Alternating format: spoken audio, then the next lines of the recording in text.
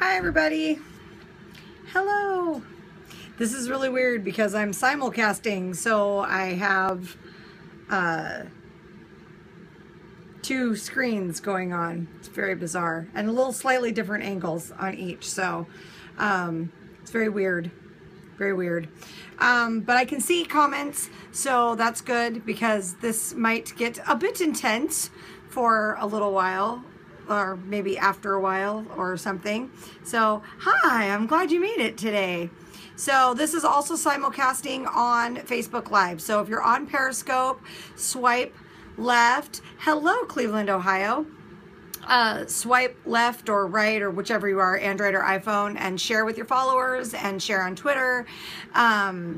If you are someone who likes the Nails Over Coffee Facebook page, this is simulcasting live on there right now, so it will already be up there. But so in the meantime, while y'all are joining in and sharing and all of those kind of things, today's cup, of course, just because I'm frustrated about some stuff does not mean I'm not going to have my amazing Disney cup. So this is my 60th anniversary Disney cup. I love it. It's one of my favorites. And then it says inside 60 years of magic, imagine more. So makes me happy. Okay. Sorry I'm a bit late. I was off buying a Mother of the Bride dress for Rain's wedding in June. So, found a dress, so that's good. That's what's important. Okay. So, the first thing we're going to talk about is we're going to talk about this. Wait, what? Yeah. Rain is getting married in June. Yes. So, I get to be the Mother of the Bride. But Mother of the Bride dresses are incredibly frumpy, and I am not. And the ones that aren't frumpy are way too formal. Thank you. I'll pass that on. So it's been a thing, but we found one today. So all good. And it's not frumpy and it's not too formal and it's just perfect. So anyway, that's why part of why I'm late. Okay. So the first thing we're going to talk about is this Russian manicure, e-file manicure, whatever business. Okay. Hi, Kate. So the first thing I think we need to be really clear about is that somebody, I think it was Victoria Hunter, made a point on her Facebook saying that we need to make sure, hello Brenda, we need to make sure that we are being unbelievably clear about which procedure we're talking about, and there are different ones.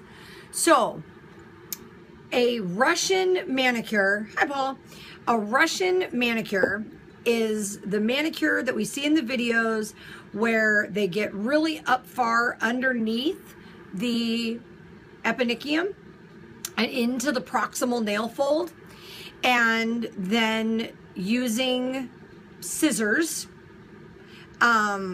they trim off all of the cuticle and the hopefully only dead tissue part of the eponychium, so more like a callousy type thing. Hi, Andrea. And then they use an electric file to make sure it's perfectly smooth around there. They're using an electric file to get up into the proximal nail fold, that kind of thing. And they're using cuticle scissors to do that. Okay, that's the Russian manicure that we speak of, okay?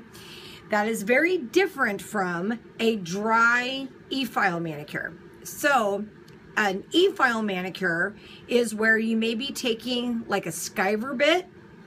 After you're doing a traditional push back the cuticles, you may be taking a skiver bit or a ball diamond bit or something like that to go around the cuticle to smooth it and remove it, but you're not going up under the proximal nail fold. You're not going way down deep into the sides. You're maybe using a drill bit like, I'll grab one here, like something like a ball or a teardrop or something. This is the one I use. to go around, and you're doing everything around and on, but not under. And there's no cutting in a e-file manicure. In fact, it's supposed to be no cutting at all, whereas if you were doing a traditional manicure with solvent, you would be nipping anything that the solvent didn't dissolve. So with an e-file manicure, you don't even want to be doing that. So let's make this abundantly clear what we're talking about here. So there is a huge debate going on all over about, like, today's Chromageddon is now e-file manicures. So making that incredibly clear that there is a distinction. And I think, unfortunately, some of the people who do e-file manicures are feeling like they're being lumped in with the Russian manicure part. And I think some of the Russian manicure people are like, well, hey, but I don't use cuticle scissors, so I'm not doing what you're saying, so why are you hating? Like, so I think it's incredibly clear that we make sure that there is distinguishing between those two. Now, and so now that we've got the, hi Dana Lynn, now that we've got it clear that a Russian manicure and an e-file manicure are two different procedures, now we can take the next step in the conversation forward, which is to actually break down either of them. I think everybody can agree that an e-file manicure and a regular solvent-based manicure is the same thing as a dry manicure with solvents versus a water soak manicure. The end result is the same thing. Neither one of them is any more invasive than the other. They are both as likely to cause harm if not done properly. I think that we can all agree that the e-file manicure, whereas we are not going under the proximal nail fold, nobody's using any scissors, nobody's cutting live tissue, all that kind of stuff, is that we need to not be lumping the e-file manicure in with the Russian manicure technique. Now, back to the Russian manicure technique. Okay, so I have some thoughts on it, and I would like to get my thoughts out there. So for one, we as nail pros, we as nail pros don't use cuticle scissors, generally, historically. We just don't. We use nippers. We don't use scissors. We use solvents. We don't use cuticle scissors.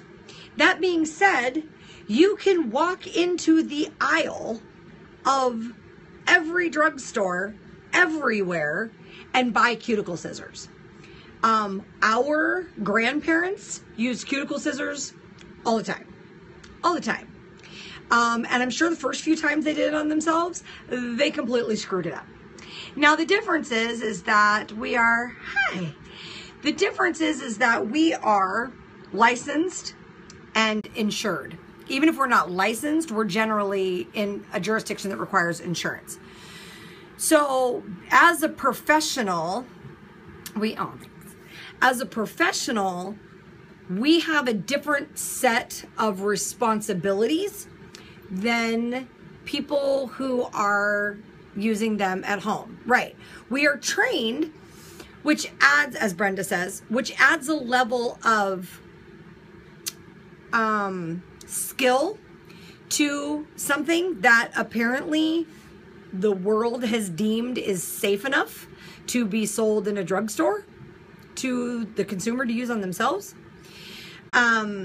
We know that that's not always such a great idea, or people don't always use it the right way, but from a flat out safety issue, our regulatory people, the invisible hand of the market, if you ask an economist, whatever, have already, oh, that's a bummer, Heather, have already decided that those things, so outside of our scope of practice is cutting live tissue. We're not surgeons, we don't get to cut live tissue. But where's the line on what live tissue is? So if I am filing a callus on a foot, or I'm filing the callus on somebody's writing finger on their nails, am I in fact on live tissue? Is this live tissue right here? If I cut it deep enough, it'll bleed, but it is callousy. And on heels, it's technically live skin. You can cut somebody's heel. That's why we don't generally recommend using Credo blades.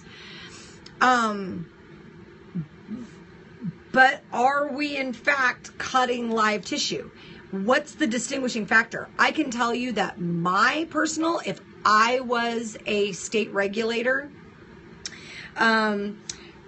Rachel says in my ANT program, they said it's all live. And Brenda says that's where some common sense should be applied. Right. I mean, so I look at it, okay, like if I was a parent, what do we say to our kids? They come in, they fell down outside, and they go, oh my God, I'm dying. And we say, what's the very first thing we say? Are you bleeding? No? Okay, walk it off.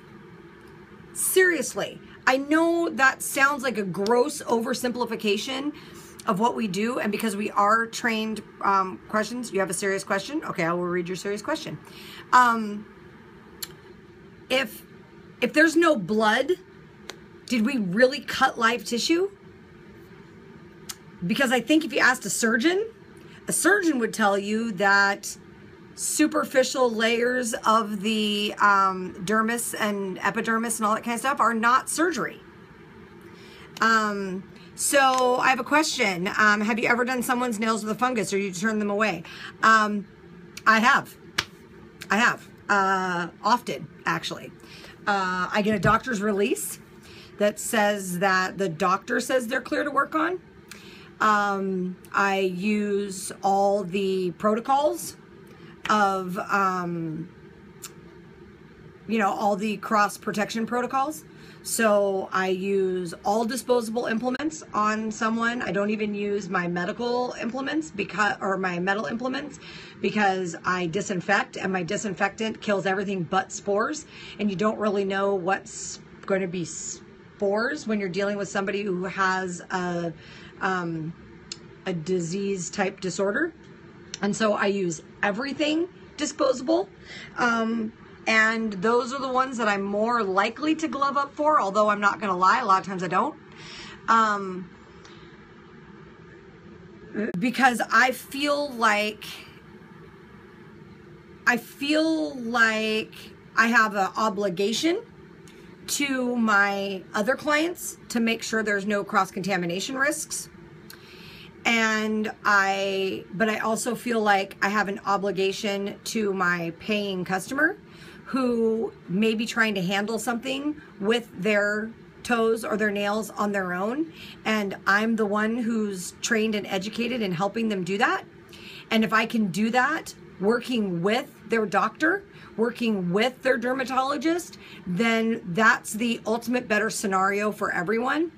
And as long as the skin is not red, inflamed, pussy, all those things that we're told that indicates that disease is present, anything like that, they got to go to a doctor and get clearance.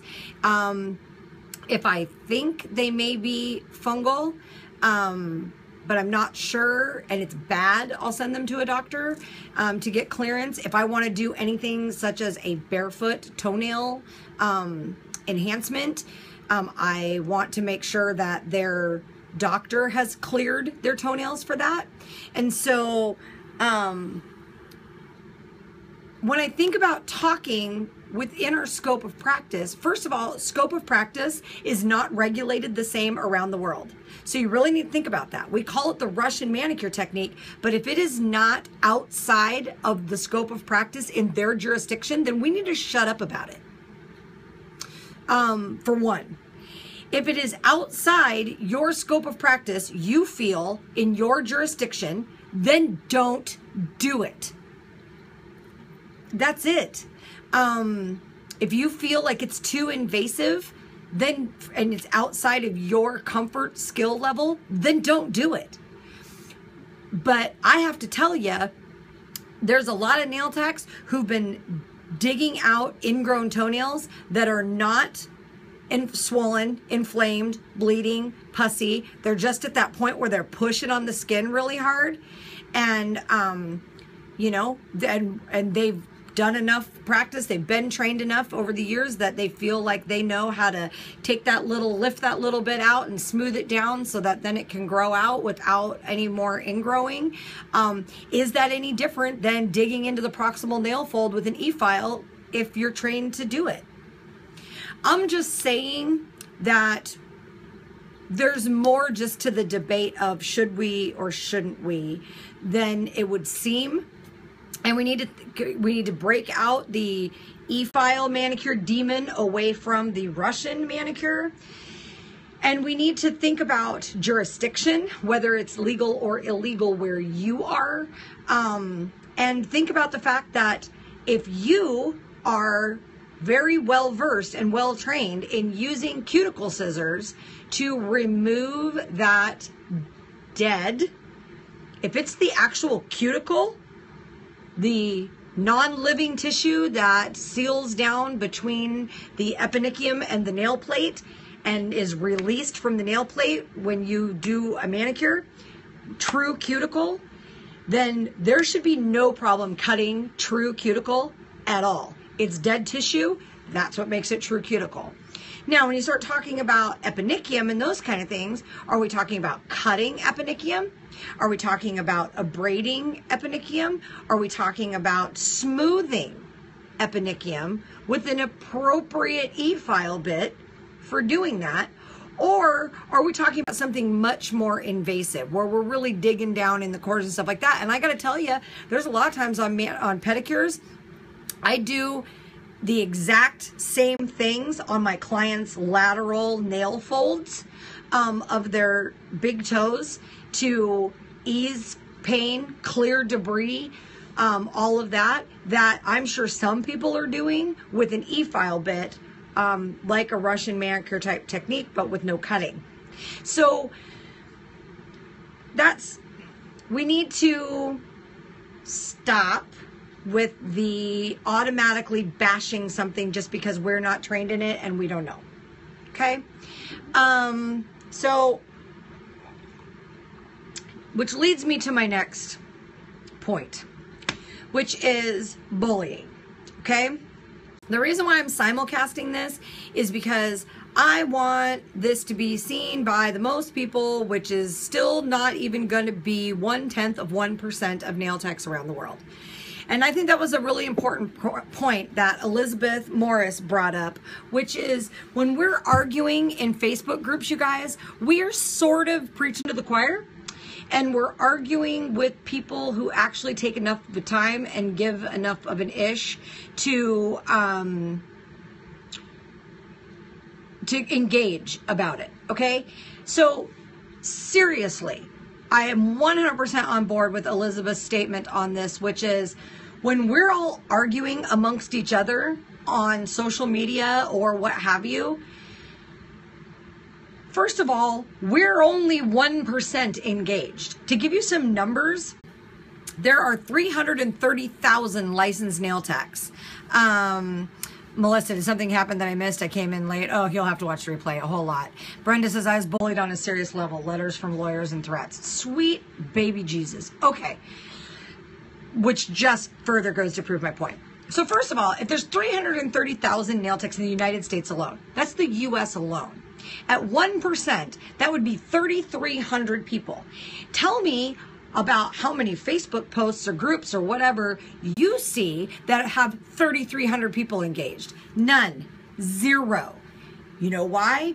Because social media does not have the kind of reach that we think it does. Yes, Brenda, good for you for standing your ground. And if you think that it's easy to just that everybody in the industry is involved, then I implore you to look at a manufacturer's marketing budget or somebody who's trying to reach the masses, because I can tell you as an independent education platform, I can't draw that kind of reach. And that's because the vast majority of the people in our industry are not participating in these conversations. And those are the people we need to reach, not be arguing amongst each other. And that being said, if you're one of the people who is engaging in this, I'm going to call it mean girl crap, but it's actually guys as well. If you're one of the people who is engaging in that problem, knock it off. Knock it off. Seriously, knock it off. Watch your tone. If you're going to engage, if you're going to be part of the 0.5% that engages, Brenda says they will believe the lies for the drama instead of the truth. Right? If you're one of the 0.5% of nail professionals who engages on the boards and everything about these topics, then watch your freaking mouth. Type something out, read it. If you're not sure if it's saying what you want it to be saying, send it to another nail tech and ask them to read it and see if they agree that it says what you want it to say. Check your tone. Tone matters. Words matter. Okay? Bullying is not okay in our schools. It is not okay in our society. And it sure as hell isn't okay in our industry. So knock it off. I promise you, there is nobody, and I mean nobody, not even our top industry experts. There is nobody in our industry who knows everything about everything. There's nobody, not a one. Everybody has a specialty, or they've got an area of their expertise. Maybe it's science, maybe it's gels, maybe it's business building, maybe it's whatever, you know what I mean? Like everybody has their area of expertise, but there is nobody who's an expert on all of it. Nobody. And so if you're talking to people like a know-it-all, you're the problem. And I will call you out on that right now.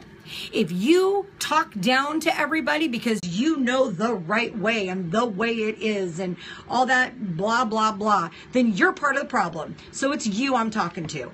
Knock it off. So I hope this goes twice as viral as the video of the C&D debacle from last year. I hope this goes twice as viral because seriously, everybody take a look in the mirror. And if you don't like the way things are in the industry, if you don't like the way things are in the world, start there. Check yourself first. Seriously. Because there is too much of this going on. You wonder why we're a joke in the beauty industry? An afterthought, the nail tech shoved in the back corner of the salon? It's because we act like this. That's why. That's why. That's why we're treated that way, is because we act like this. And for the people who are jumping up and down saying the nail industry is dying, the professional nail industry is dying, we're killing the professional nail industry. First of all, the nail industry is not dying. And secondly, the damage that we're doing to it, we are doing to it ourselves with this stupid bullshit infighting, arguing about crap that doesn't matter. Everybody, check yourself, okay? Now, am I perfect? Nope. On more than one occasion, I've had to come back and say, whoa, whoa, whoa, that's not what I meant. I edited it and I apologize for the miscommunication. I'm not perfect. And anybody who's coming to you and telling you that they're perfect and they've never screwed up is a liar. It's a liar. We've all done it. We've done it at home. We've done it in our relationships. We've done it in our family. We've done it in the industry. Everybody's done it. The key is to own up to it. If you slip and you fall and you say something you shouldn't have, or you overstep your bounds or whatever, then okay, you did it, you apologize for it, and that's that. Sherry says, most sadly, the people who need this message the most are the ones who will never see it or who will see it and think that it's not about them. Exactly, Sherry, which is precisely why I was really clear about going, you know what? If you are, I'm not going to call anybody out by name, just because this show is not about that. I'm not going to call anybody out by name, but I've watched a lot now ugliness. I had said before, Jennifer Worth, I had said that I had missed out on a lot of this apparently. Well, I went back and looked, and I hadn't missed out on as much as I thought, and then I went back and looked and got caught up on everything. And so I know, and some of it's the same regular characters that we always have a problem with. Science is not the same as what we do in our salons, okay? Science is not the same. There is a difference between science in theory, science in idea, science from its technical aspect, and science in application. So it's sort of like in the pharmaceutical industry. They will make a medicine, and that medicine will be tested and approved for XYZ uses, but then doctors, trained medical professionals, will sometimes use that medicine off-label to gain other effects until such a time when studies exist that it can be then used. With lawyers, a lot of times lawyers are dealing with something that's never been dealt with before. It's precedent setting. And so the first lawyer who stands up and argues the case for something that's never been done and never been argued before is, that's, you know, now they're groundbreaking, but it has to be done the first time. Rachel was saying Doug was just talking about this. Dude, I have this argument all the time between politics and nail industry and all that kind of stuff. Statistics are statistics. That's a fact. But here's my point. If there was really as much damage being done with transmission of fungal infections, staph infections, cutting and damaging and abrading that becomes infected, and there's lawsuits and everything, I promise you, you would not be able to buy an annual liability insurance policy for $99 a year. That's how much my insurance costs, and I have a $3 million policy, and it covers all of my stuff. In the salon, I pay $99 a year. There are underwriters who is specific point. Melissa says we should focus our energy on solutions for working techs, like the fungal question I answered. Correct. There are underwriters. Insurance companies are not nonprofits. Insurance companies are in the business of making money. And so if an area is more high risk than others, like why males unmarried under the age of 25 pay more for car insurance, because statistically they get in more accidents, and when they get in accidents, they're at a higher rate of speed and they're worse. That's why they pay more. Risk assessment. So we already, if you're in the nail industry, if you're in the beauty industry, and you are carrying liability insurance, there are already people who have determined that we're pretty low risk. Because I promise you, if it was higher risk, your $100, $150, $200 a month policy would not, or year policy would not be happening. Why don't you ask a doctor about how expensive malpractice insurance is? Why don't you ask a surgeon how expensive their malpractice insurance is? Trust me when I tell you, if you're paying per year for your professional liability insurance, the same as you're paying per month for your liability car insurance, we're not that high risk. So maybe that's part of the problem. Brenda says some of that common sense right there, right? There is a whole bunch of people who are not interested in insuring us for charity. They have the stats. They've run the numbers. They've looked at the number of liability, lawsuits that have gone on from technician, either malpractice or liability damage. And they've determined that, well, we're just not that big of a risk. And there are people who are doing e-file manicures, invasive manicures, working on diseased nails, all those kind of things. We can't say that lawsuits don't happen. They do. They happen in every industry. We can't even say that lawsuits aren't going to happen to you. What we can say is that, and I will implore any of these know-it-all people in the industry, actually give me stats. Don't just say, oh, there's more lawsuits than you would think. Tell me, how many are there? 3, 10, 100, 1,000 a year? Sherry says it's just like everything else. Take planes, for example. Hundreds of thousands of planes take off and land every single day, safely and without incident. But we don't hear about that. What we hear about, and I can't hit the button to see more, but what we hear about is the ones that crash.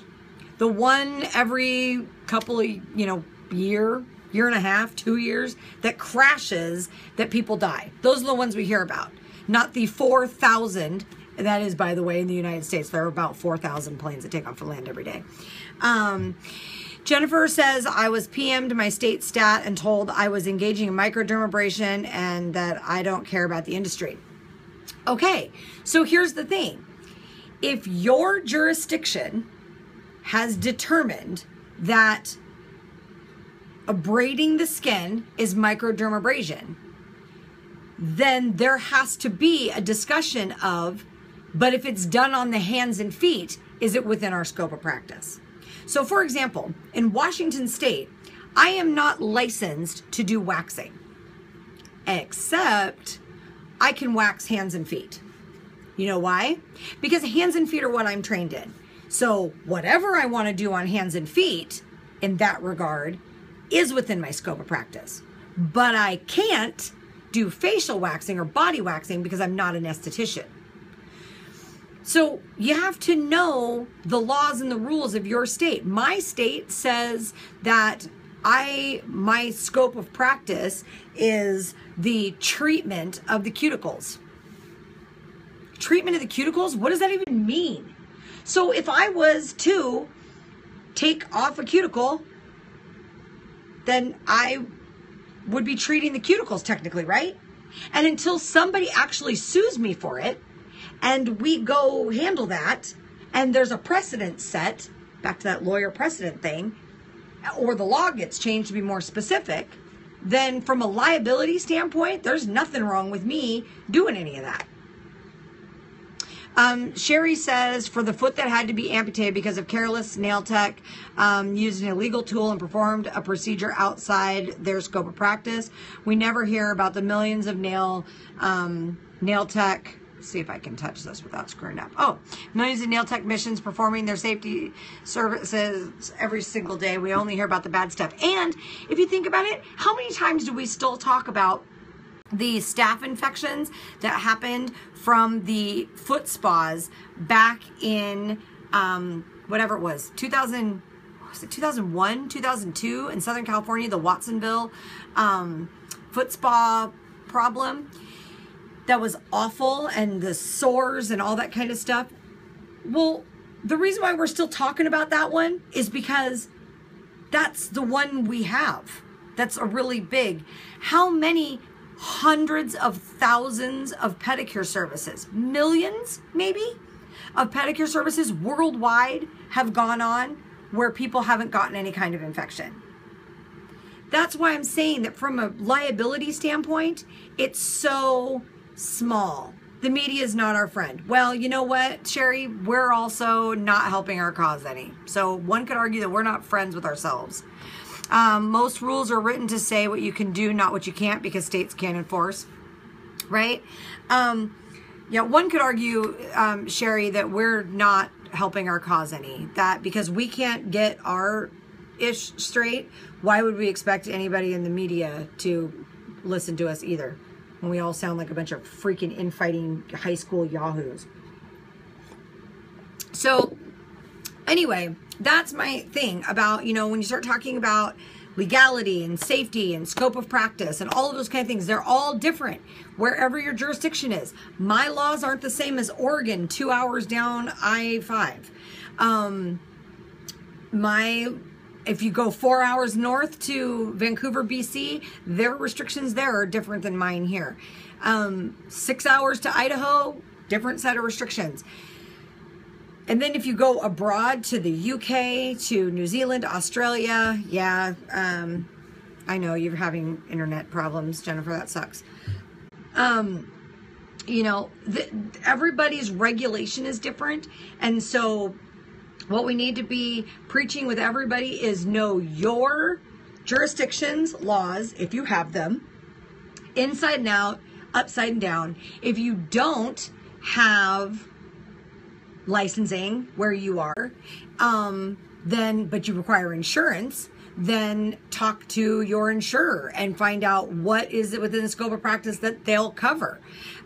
Because then they're your regulation.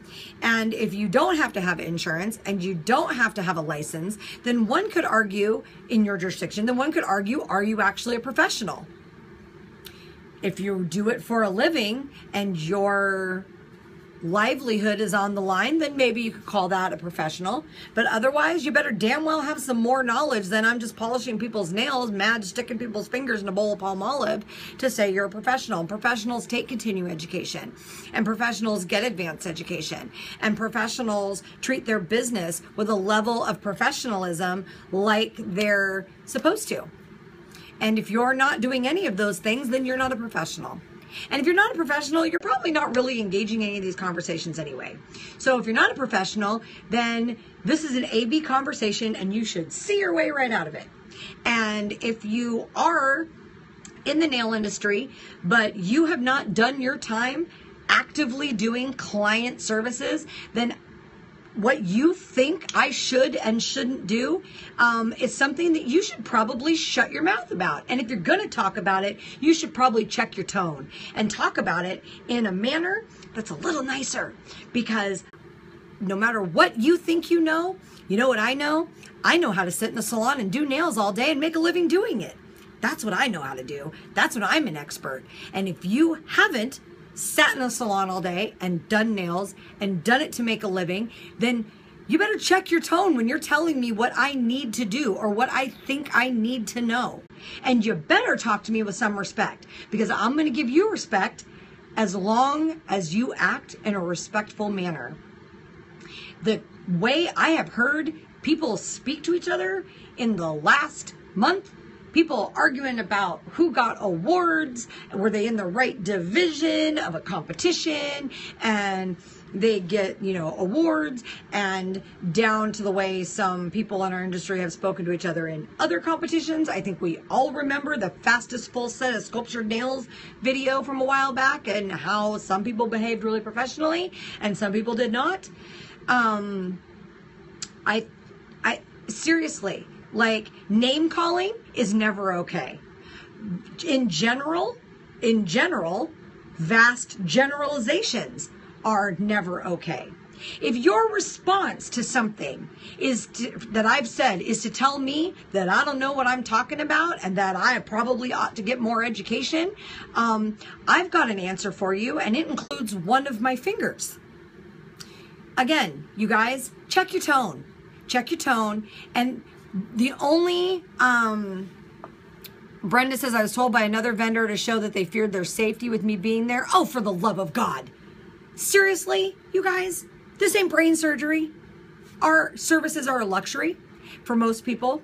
I think we provide a very important service, which is why we continue to have an industry. But this is not brain surgery, you guys. It's not brain surgery. It's not rocket science. Nobody's amputating anything. Seriously, nobody's performing surgery. We're not here in our salon taping off a sterile field and, putting up a barrier. We're not repurposing dental dams so that we can put them around a toe so we can start cutting and have blood gushing everywhere or whatever. Come on, you guys. Seriously. And there's always going to be people who thrive on drama. Right? Jerry, and same thing, Teresa, back in 5th grade again. Brenda said when they said there was a restraining order, it was like, for real? Right? Right. Oh, yeah, let me tell you. I don't know who that's all about, Brenda, and it's probably a good idea that I don't know, because if I did know, I'd probably have some not very nice things to say about that. So seriously, you guys, like, we all agree when we talk to our children that bullying is not acceptable and that there should be a zero tolerance policy for bullying. Well, I'll have to ask this. Where do you think our children learn it from? Where do you think they learn it from? You think it just magically appears one day in their world? No, they model the behavior that they've seen from their caregivers. And there is no stopping bullying by a policy or a procedure or administration or somebody who's coming in and putting down the hammer on how people are going to behave. You know what changes bullying? Peers. Peer pressure changes bullying. Teresa says she's tired of that better than thou attitude, right? You can tell someone that you respectfully disagree with them. But the difference is that if you don't respectfully disagree, you just disagree, then, well, you ought to make it really clear that it's your opinion that you disagree. If you got some facts, bring them. And I don't mean facts like I know for a fact. I mean, statistically speaking, this is that. And we have an obligation to our peers to call out bullying when we see it, because that, not just the person who's being bullied defending themselves, although you certainly should, but when we see bullying, advocating for the person who's being bullied, silence takes the side of the oppressor.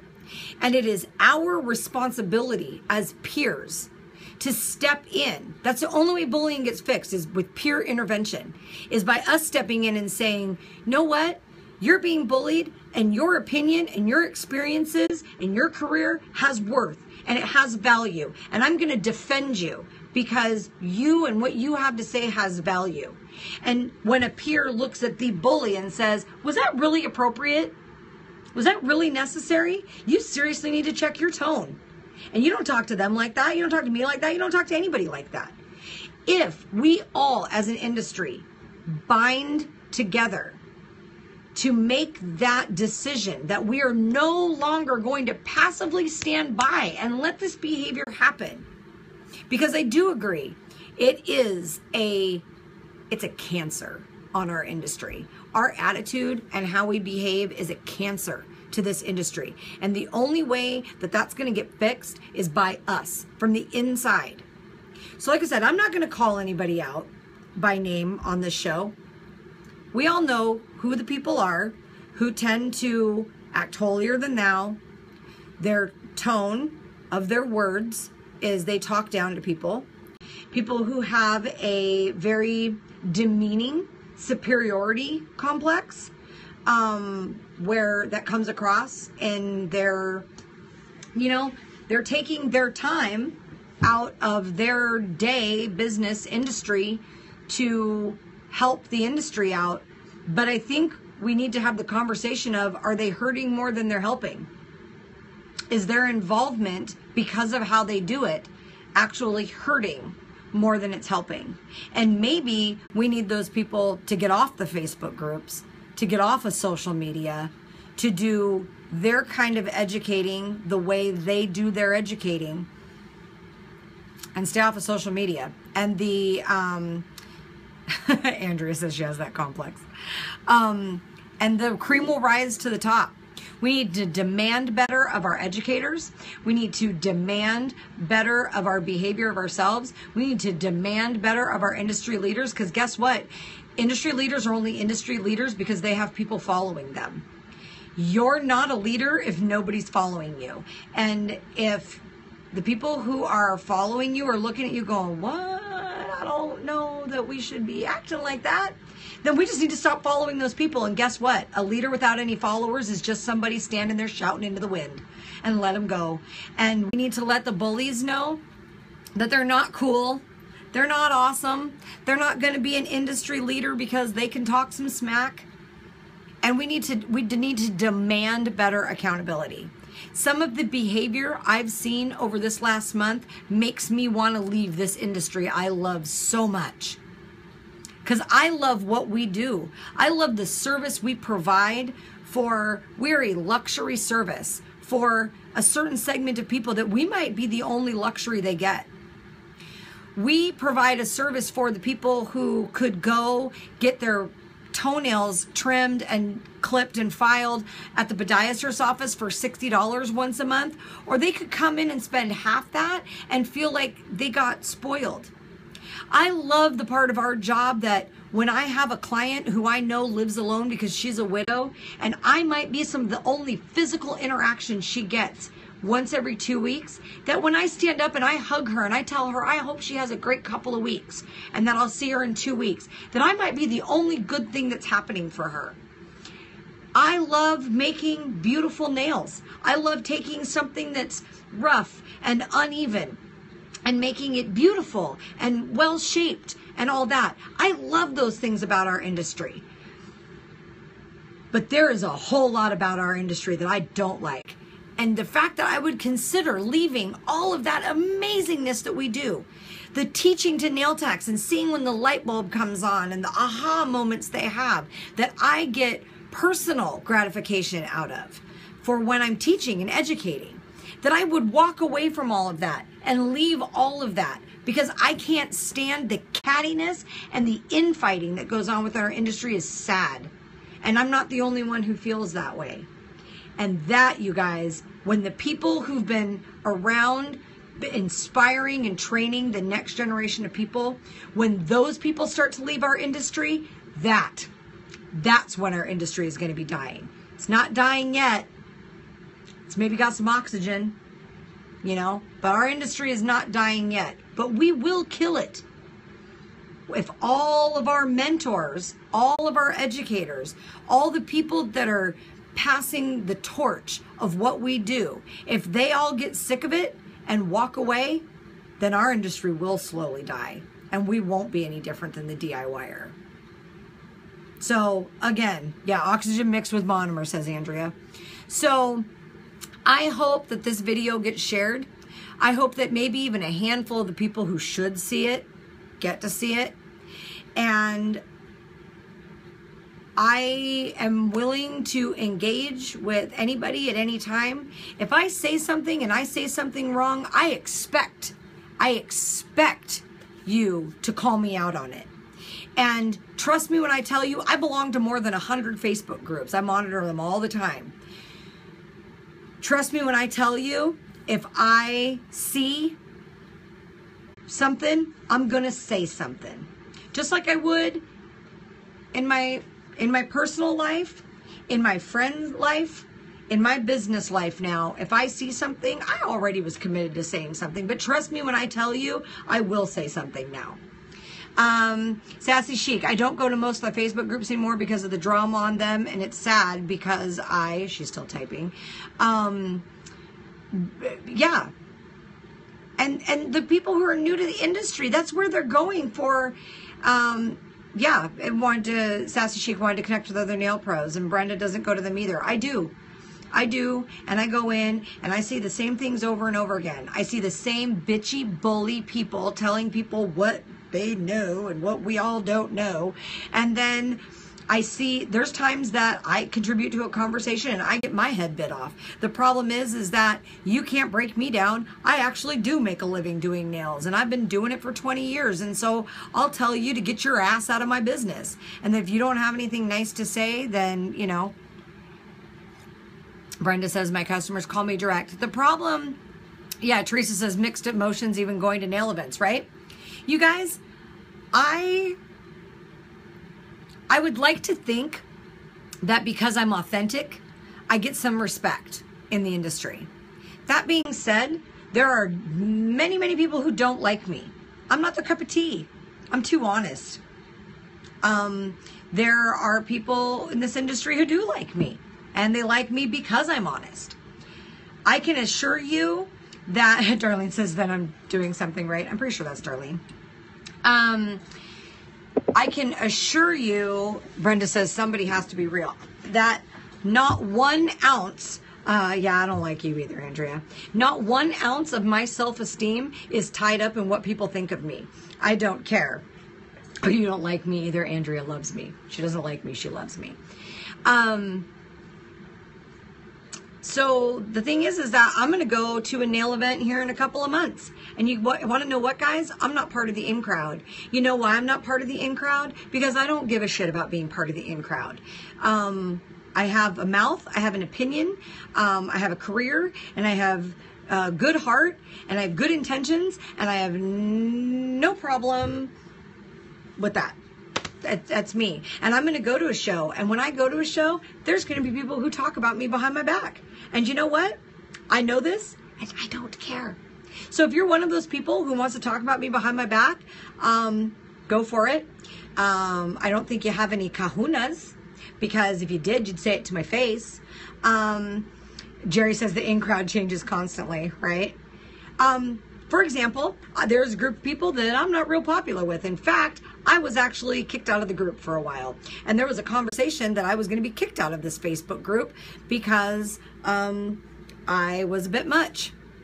And one of the people who was in the Facebook group, who's someone I would consider a friend in the industry, said that, who was an admin for that group, said that they would handle me personally behind the scenes. And they did. They messaged me and said, hey, just so you know, you're being a bit much for this group. And there was some discussion about blocking you from the group.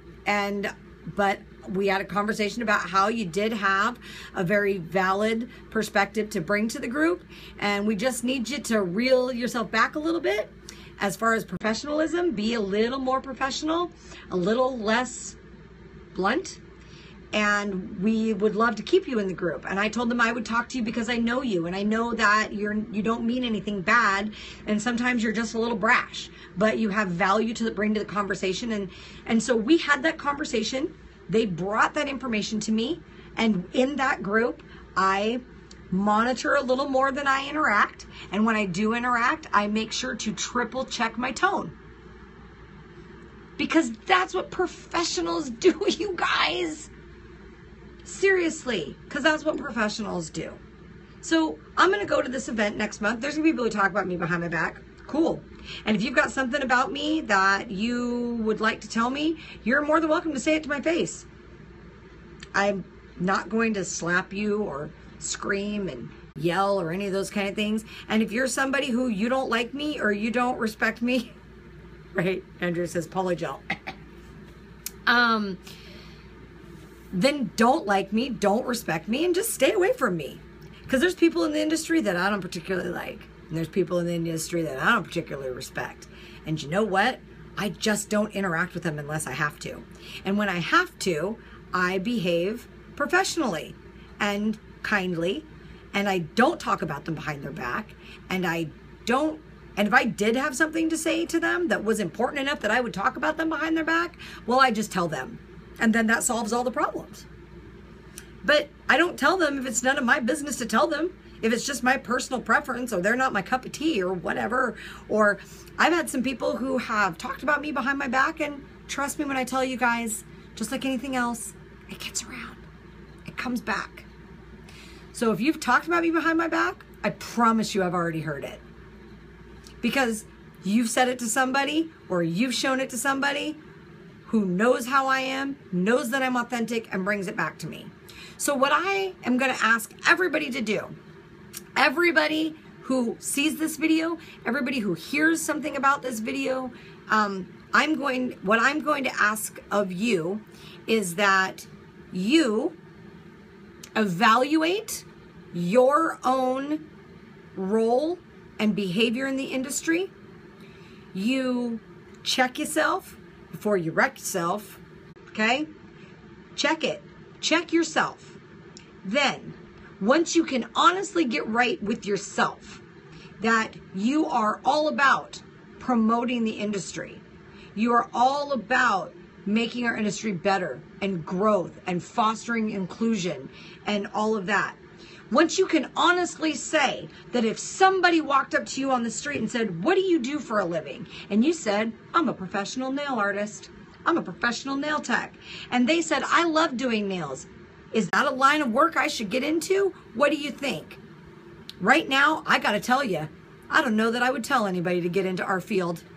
I'm in it, And I love it, but I don't know that I would tell anybody who wasn't already in it to be in it. And I hate that. I hate that. So what I need is for each single one of us, a professional nail educator, right, Brenda? What I need is every single one of us share this video, share it on your Facebook pages, share it on your Facebook groups, because guess what?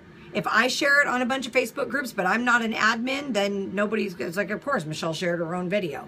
I need you guys to share it. I need you guys to tweet the link. I need you guys to share the group, this video. I need you guys to share. I'm going to post it on YouTube. I need you guys to share it on social media so that we got 4,000 views within a day and a half with the CND video. This deserves no less attention.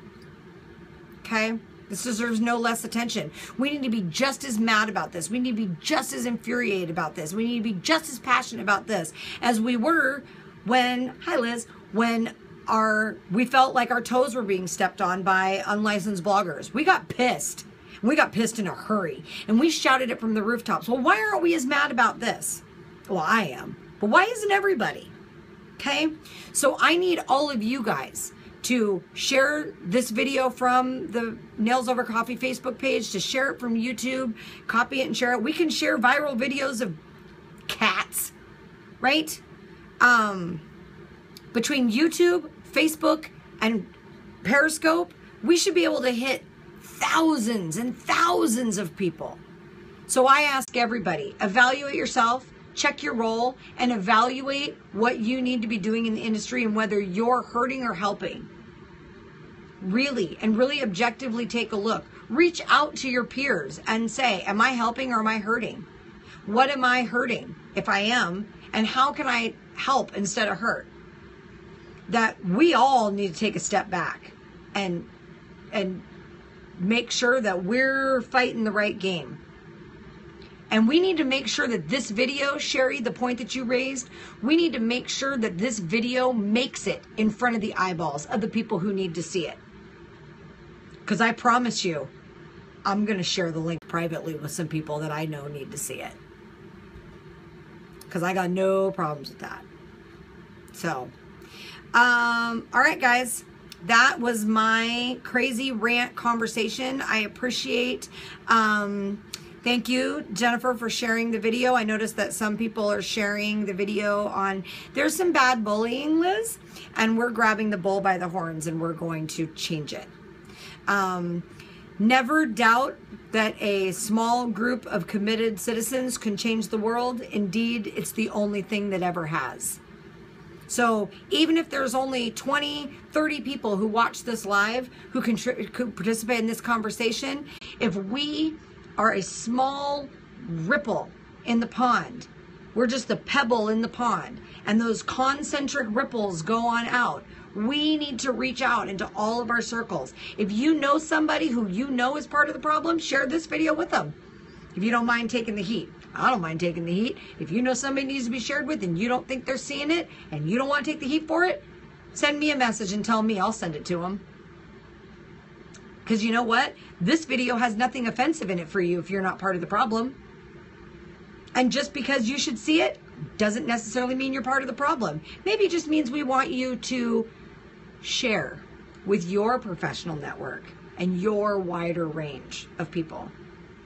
You guys, I expect better out of us than this. Okay?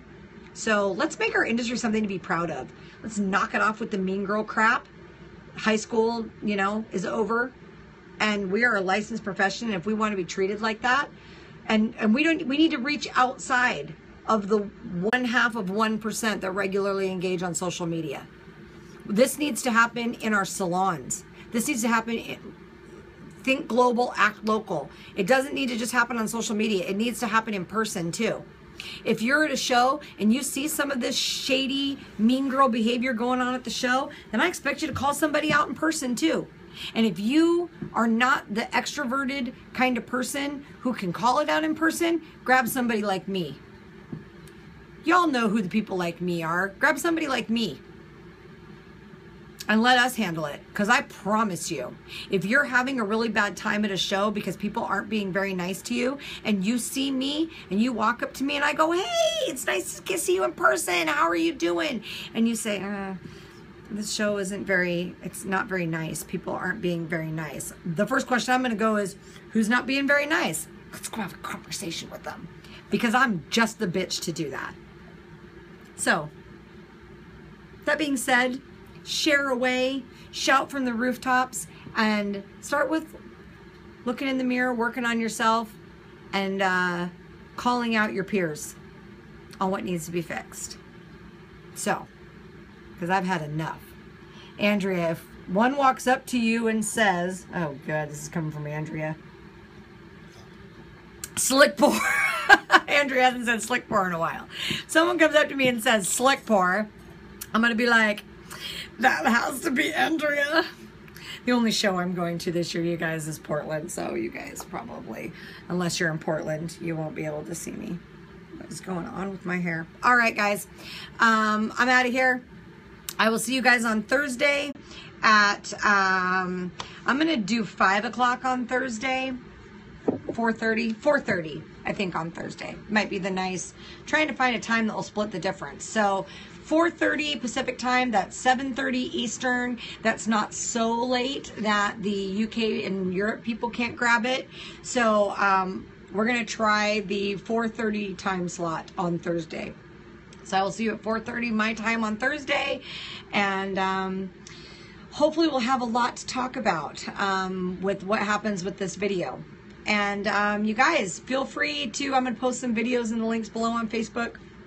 Feel free to start the conversation, and feel free to tag me into any conversation where you feel like maybe I need to help. Tag me in.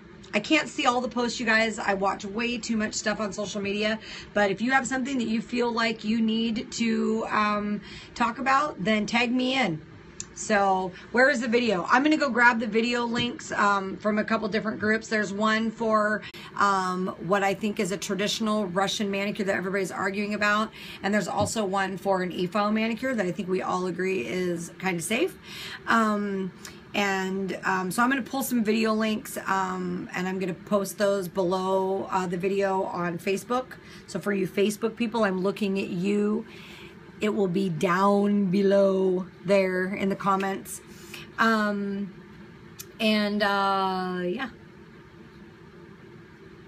That's it. So, share, peace, love, nails, cheers, and share.